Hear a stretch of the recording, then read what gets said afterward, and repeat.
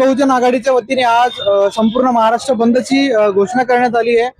आज आपण बघू शकतो माझ्या मागे छत्रपती संभाजीनगर मध्ये पैठण गेट बाजारपेठेत आपण आहोत आणि या ठिकाणी वंचित बहुजन आघाडीच्या वतीने महाराष्ट्र बंदसाठीचं दुकानं बंद करण्यासाठीचं विनंती जी आहे ती करण्यात येते व्यापाऱ्यांना आणि काही प्रमाणात व्यापारी देखील याला सहकार्य करताना आपल्याला बघायला मिळत आहेत।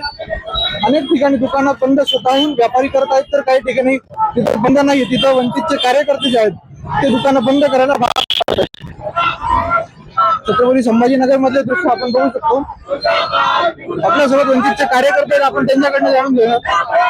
काय सांगशाल, बंद चालू आहे आज प्रतिसाद चांगला आहे। सर्व व्यापारी आम्हाला स्वतः या ठिकाणी मदत करताय।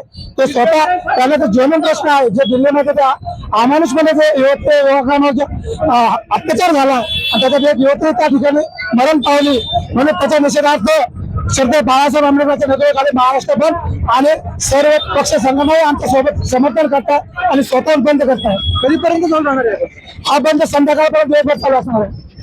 तेव्हा ते वंचितचे कार्यकर्ते बंदला छत्रपती संभाजीनगरातून चांगला प्रतिसाद मिळत आहे असं त्यांचं म्हणणं आहे आणि हा बंद सुरूच राहणार आहे। धर्मेंद्र प्रधान यांचा राजीनामा द्यावा आणि जंतर मंतरावरच्या आंदोलनाला पाठिंबा म्हणून छत्रपती संभाजीनगरात हे दृश्य आपण बघू शकतो। एमसीएन न्यूज साठी मी सुमित दांडुके, छत्रपती संभाजीनगर।